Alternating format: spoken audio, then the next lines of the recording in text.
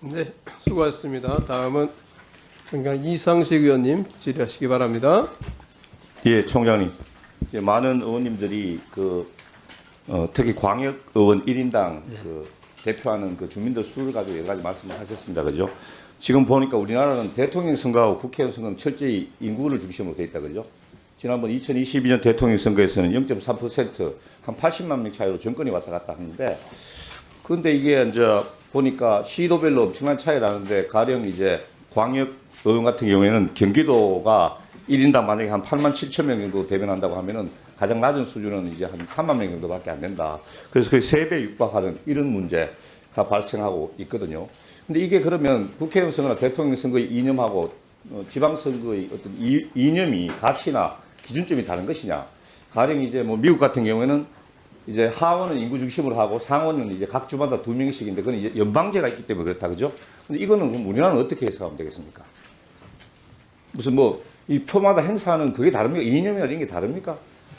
투표 가치 평등은 다 같다고 생각합니다. 이게 잘못하면 평등권, 이게 헌법상에 걸리는데 이게 침해당할 권리도 있다. 헌법재판소도 이게 반복적으로 이렇게 하고 있지 않습니까? 근데 저는 제가 여러 가지 이유가 있겠는데요. 저번에 제가 우리 총장님 국정감사 때 지번에 질의한 그 지역 기억나시는지 모르겠습니다. 이게 왜, 그러니까 국회의원 선거는 중앙선관위에서 획정을 하고, 그런데 왜 그 밑에, 그러니까 광역시도도 그러면은 시도 선관위, 시군구는 시군구 선관위에서 이렇게 획정을 하면 뭐 선관위가 잘 알잖아요. 여러 가지를 다 잘 알고 하는데 왜 이게 근데 어떤 법 체계의 정합성이 없이 이렇게 지지각각으로 이렇게 되는 겁니까? 그래서 제가 보기에는 이번 선거는 할 수 없고 다음 선거부터는 제가 보기에는 장기적으로 이걸 한번 근본적으로 검토를 해봐야 된다고 생각하는데 어떻게 생각하십니까? 의원님 말씀하신 것처럼 국회의원 선거는 중앙선관위에 있는 획정위원회, 예. 그다음에 자치구의원 선거는 시도에 두는 획정위원회, 그다음에 지역구 시도의원 선거는 획정위원회가 없습니다. 그래서 그러니까요. 법체계 정합성에 많지 않다는 점 그걸 뭐 공감을 하고요. 행안부에서 업무 지원을 하고 있지 않습니까? 예, 그래서 선거 획정 업무의 어떤 전문성, 효율성을 고려해서 상설 기구를 두는 것이 필요하다고 생각합니다. 그럼 그것도 저희들이 뭐 만들어 드려야 되는 겁니까? 지금 우리 사무총장님 말씀은 계속 이제 정개특에서 정해주시면 이렇게 말하는데, 선관위는 그럼 가만 앉아가지고 우리가 뭐 정해주는 데 따르는 사법부는 사법 소극주의라고 자기들이 주장을 하지만 선관위는 좀 성격이 다르지 않습니까? 선관위에서도 저희들한테 뭐 요청을 하고 주장을 하십시오. 그러면. 예, 의원님 알겠습니다. 예, 그렇게 하시겠습니까? 예. 예.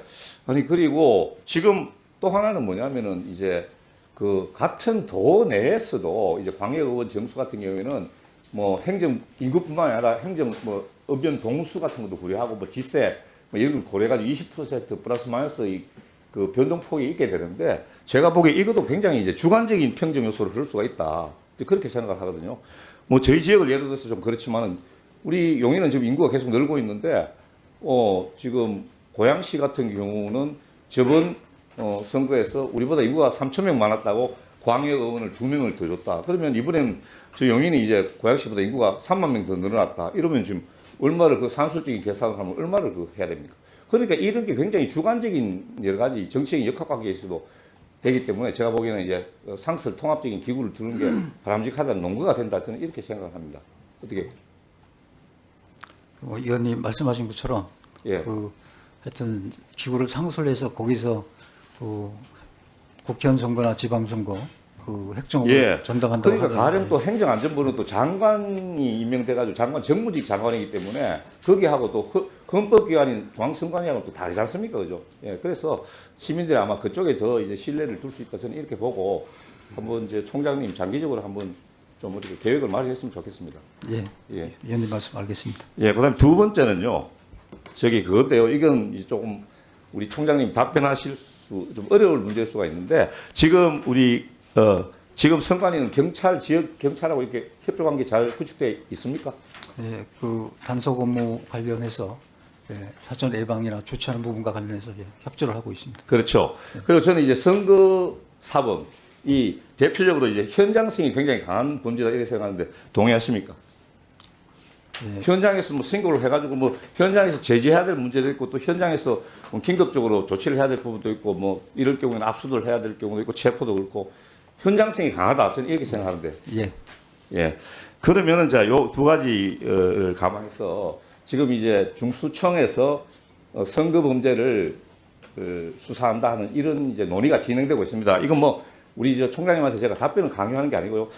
제 생각이 이렇습니다. 이게 이제 만약에 선거 사범을 중수청에서 수사를 할 수 있게 되면은 이 경찰도 수사할 수 있고 중수청도 수사를 할 수 있는 관할권이 있는 기관이 두 개가 된다 이 말이죠. 자, 그럴 경우에는 이제 법에 따라서 중수청 법안에 따라서 이거를 경찰에서 검토를 해야 돼요. 검토를 해가지고 중수청에 넘길지 아니면 중수청에는 경찰이 수사하고 있으면은 자기들이 판단해가지고 이걸 예측을 요청할지 이걸 결정할 수 있습니다. 그러는 동안에 시간은 흘러가고 증거는 멸실되고 이런 문제가 이런 상황이 벌어지게 된다. 그리고 지방선거 같은 경우에는 이제 숫자가 굉장히 많고 사람들이 많지 않습니까? 근데 중수청 같은 경우에는 뭐 한 지역에 5개 내지 7개 정도의 청만 두게 되는데 지금은 이제 경찰은 뭐 지구대 8소까지 촘촘한 조직이 있으니까 그만큼 현장성이 강하고 광범위한 뭐 선거에 대응하기에 대한 용이하다 이렇게 저는 생각하는데 우리 총장님 견해는 어떻습니까? 예, 하여튼 뭐 의원님 걱정하시는 부분 제가 잘 알고 있고요. 이번 지방선거는 아마 그 10월 2일인가 그때 중수청이 설치된 것을 알고 있어서 예. 그 이번 지방선거는 경찰이 수사를 하는 것으로 알고 있고 지방선거가 끝나고 나면 그런 부분에 대해서 그 중수청 경찰하고 협의를 하도록 하겠습니다. 예, 총장 이 부분에 대해서 혹시 검찰개혁 TF나 총리실에서 뭐 선관위에다가 뭐 이렇게 의견을 조회를 해왔습니까? 네, 혹시 그런 것은 제가 보고를 받지 못했습니다. 그러면 그 선관위도 사실은 그 어떤 그 직간접적으로 선거 사법이라는 데서는 이제 그 관련이 있는 조직이라고 볼 수 있는데 그런 데 대해서 의견 조회가 없었다는 말씀인가요? 그 지방선거와 관련해서는 이제 협의를 했는데요. 그 이후에 그 부분에 대해서는 아직까지 구체적인 것은 없었습니다. 예, 알겠습니다.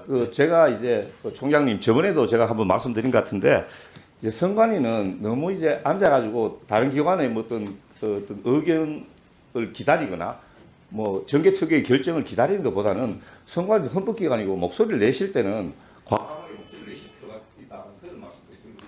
예, 유념하겠습니다.